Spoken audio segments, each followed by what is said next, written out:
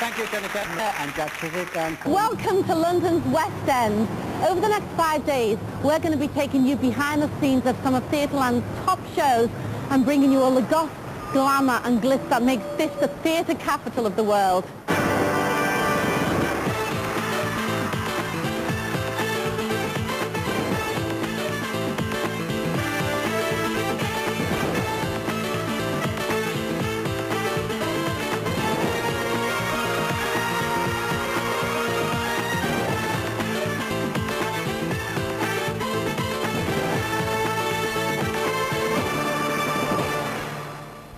On Friday, all eyes will be on Theatreland when the winners of the Laurence Olivier Awards will be announced. And here on A Week in the West End, for the very first time, we're giving you the chance to vote for your favourite show. And the winner will collect their awards at the glittering ceremony on Friday, and we're going to be there. But in the meantime, here's what's coming up on today's show. Dallas star Linda Gray tells us why she loves the London stage. One of the world's most successful theatre producers talks us through his career in the West End. Lord Attenborough, that's sticky to the world of showbiz, tells us how he was cast in a play in 1952. And you know what? It's still a crowd puller 50 years on. We follow a day in the life of the Phantom of the Opera. And your chance to win tickets to the shows in our West End competition. A Week in the West End, it's your backstage pass. I love the West End because I'm in the heart of Theatreland.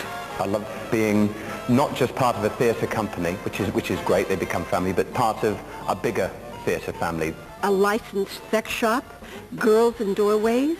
The theaters are so beautiful, and the audiences are smart. I love walking through the West End at night. I don't get to do that very often because I'm in the shows. The West End is, is the pinnacle, really, of what you can achieve in the theatre in this country. For me, half of the enjoyment of doing what I do is being backstage with theatrical people. Italian delis, liquor stores. I think there's some very good eating. People will stop and greet one and say, oh, I like you on the television, and that's lovely. Theatres. One of the most magical things about the West End is one's dressing room. Very special, and people always want to come back and see you in your dressing room as well. Wow, look at all this. Look at this. This is incredible. This is the West End. This is life. Now I'm here in Covent Garden, which has had a market for over 350 years. But not quite as old as that is the Agatha Christie. Land may be defined by a square mile which contains most of the West End theatres. But there are a few further afield, like the Victoria Palace, only a mile away, which is currently shown an award-winning Broadway hit. There's a madman on this map who is planning to attack. Take a Shakespeare play. Mad attack me. Songs by Cole Porter set backstage at a theatre in the 1940s. They're mixed up with Broadway stars fronting the talented West End cast, and the result, London's latest hit, Kiss Me Kate. In my way. I've been asked to... Kiss Me Kate is a musical version of The Taming of the Shrew. Now, it's called Kiss Me Kate, but really it's the story of Petruchio, which is the character I play.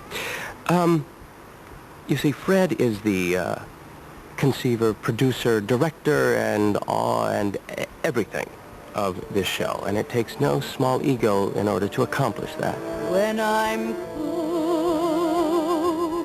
I play Lily Vanessa, Kate. It's sort of a play within the play, and Lily Vanessa is a theater actress turned movie star who's been fired by the studio, is back on the boards helping her ex-husband Fred Graham in his new production of the musical version of The Taming of the Shrew.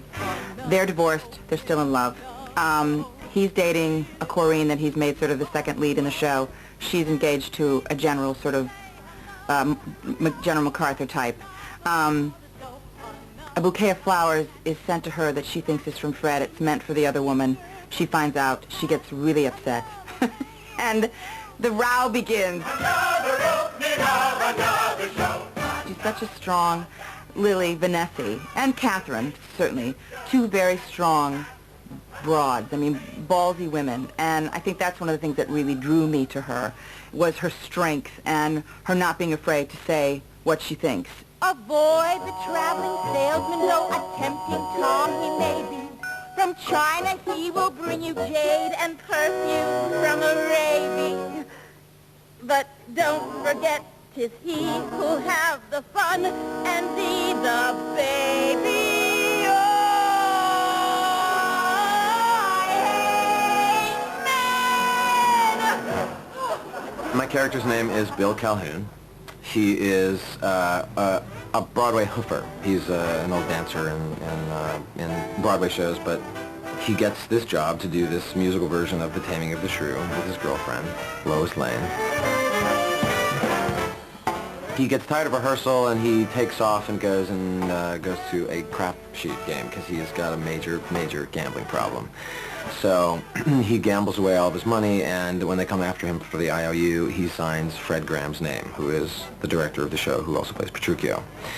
So the gangsters come to the theater looking for Fred to sign the IOU, and that's how they get mixed up on the whole subplot. That's the most important purpose I have in the show. I assure you there was nothing wrong between he and I. Oh. Just because a girl is good-hearted and normal and patriotic and wants to get along with her fellow men. Why can't you behave? In the show, I play Lois Lane, no relation to the Superman character, and she plays Bianca in Taming of the Shrew, and I think the only reason why she plays Bianca is because the director slash producer slash lead has the hots for her. So she's sort of the little chippy that he hires to put in the show for his own entertainment. And, but to call Lois dumb, she's not dumb. She is hoping to get to Broadway. That's her main goal, and she's bringing her boyfriend, Bill Calhoun, with her. And her whole thing is that, you know, she goes through life and these men are nice to her and they give her gifts, and she thinks that's great, you know, but I think her boyfriend sees it as cheating. And that's where the big song, my favorite song in the show is Always True to You, Darling, in my fashion. I suppose you can't beat a number that's you and a spotlight and a blue dress. I'm just mad for you, and I'll always be. But naturally, if a custom-tailored vet asks me out for something wet, when the vet begins to pet, I cry, hooray! But I'm always true to you, darling, in my fashion. Yes, I'm always true to you, darling, in my way. I enjoy a tender pass. My character has this number in the second act, which is this sort of silly song that he wrote for his girlfriend. And there's actually a funny story about how the song came about. Cole Porter, apparently one day in rehearsal, the actor who played my role initially in 1948, wanted a number in the second act. And the rumor is that Cole purposely wrote this sort of stupid song to sort of teach him a lesson. And he went around the cast and said, can anyone think of a lyric that rhymes with Bianca, which was the name of the character who I'm in love with? And somebody said, yeah, Spanka, Papa Spanka. I was like, oh, that's funny. How about Sanka? Sanka rhymes with Bianca. So he wrote these things down. He goes away. He comes back 2 hours later, literally, and has written this song, and he gives it to the actor who was playing it. Bianca, Bianca, oh, Bianca, you'd better answer yes or Papa Spanka. When you, Bianca. Unfortunately, that doesn't really fit in with showstopper after showstopper after showstopper, so we needed to find a way to try to make the number really land in a way that it hadn't in the past. And because I'm a gymnast, and was trained as a gymnast for 10 years as a kid, Kathleen Marshall, who's the choreographer, who I had worked with on Damn Yankees some years earlier, said, you know, maybe it'd be fun for you to do something really, you know, athletic. I looked at the set design in rehearsal, and I saw this series of corridors and steel beams and balconies, and I just thought, wow, that looks fun. I could have a good time on that. Because it is a steel set, it is the real thing. It's not, I mean, it's as if a building has been moved onto the stage. And because I'm swinging and flipping and bouncing around a lot, I do get a lot of bang-ups, and I'm so used to being bruised. But as a matter of fact, I tend to live with an ice pack on my knee, which I'll take take off, actually. Give up coffee. It might be easier if I just show you on the set. Hi, let's go. Hello, Stuart. You're like, hi, Bob Penny. For you. So, as you can see, this is the set. Thank you, Robin Wagner. And as you can see, it's the real thing. So, now I'm not going to show you the whole thing because for that it's about $37.50 and you can sit right in the center of the orchestra. But I'll give you a little sneak preview.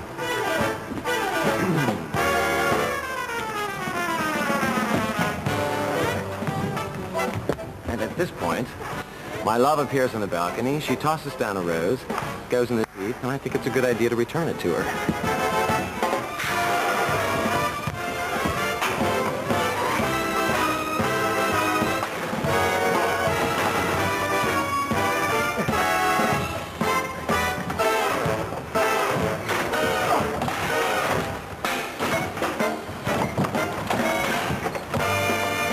There you have it. Easy peasy. Well, it might be easy for Michael Beresse, but what about the poor guy who has to understudy him? I'm here with Nick Winston. Hiya, Nick. Hiya. So do you have to do it exactly the same as Michael? Yeah, I have to try, yeah. But I can't do any backflips, so I got a chance to work with the choreographer and we've worked something else out. But the climb at the end, I get to do that. When we first went on stage and we saw the set and I looked up, I thought, I'm never going to get up there. You frightened to high? Well, I'm not, no, but when it's just a, wobbly piece of scenery. I shouldn't say that, but... Have you actually been on yet? No, not yet. He's as strong as an ox, Michael. He hasn't been sick or anything. So really? Working through injuries and everything? Yeah, I had a knee injury that you just worked through, so... But my mum's on the phone waiting for me to call her. So you're on stage every night? Yeah, I'm doing the show every night, and if Michael goes off, I'll have to change roles halfway through. So you've got rehearsals downstairs now, haven't you? Yeah. Can I sneak in and have a little look? Okay. I'll see you down there. All right. And up. That's right, good. Long. And up. That's good. And there. Now, from there, I'm resident director and resident choreographer. And as my husband says, that means I'm in charge of quality control. My main job is really making sure that the understudies are prepared and ready to go on at very short notice. Well, I think it's a matter of personal taste. You just got to find out which way is the best way for you to hold it. I'm very lucky with Nick because I feel fairly secure with Nick because he is such a good dancer and he's very experienced. So actually he's made my job very easy in this respect. Some people, maybe it's their first show and so they don't have that experience. That's where I get very nervous. And the important thing is that you really lock the heels. Okay, careful. The audience have come to see a hit show and they want to see the very best performers and that's what we try to give them. The understudies have got a lot of responsibility. I wouldn't like the job. Good. And there you are, you've done it. Thanks. Okay. It's a great sense of achievement to get up here finally. I spent so long just looking up at the set and not being able to touch it, but now I get to work through it. I feel really relieved. Now, there was a time when London's West End was a theatrical place full of theatrical actors doing theatrical plays. But in the last 5 years, that's changed. It's become much... Just why is it so popular in the UK? The Phantom of the Opera shows us how he's transformed for his star role. But first, finding your way around town. There's a wealthy Hindu priest who's a wolf, to say the least. When the priest goes too far east, I also stray. But I'm always true to you, darling, in my fashion. Yes, I'm always true to you, darling, in my way. There's a lush from Portland, who is rich, but such a bore. Woo! When the bore falls on the floor, I let him lay. But I'm always true to you, darling, in my fashion. Yes, I'm always true to you, darling, in my way. Mr. Harris, plutocrat, wants to give my cheap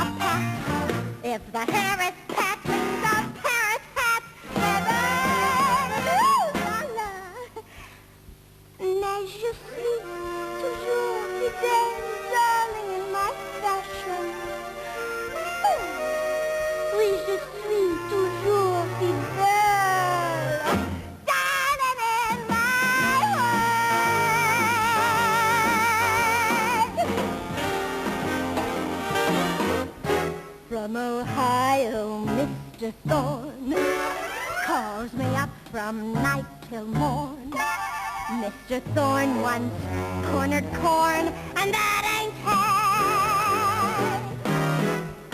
But I'm always true to you, darling, in my fashion. Yes, I'm always true to you, darling, in my way. Mr. Gable, Clark, wants me on his boat to park. If the Gable boat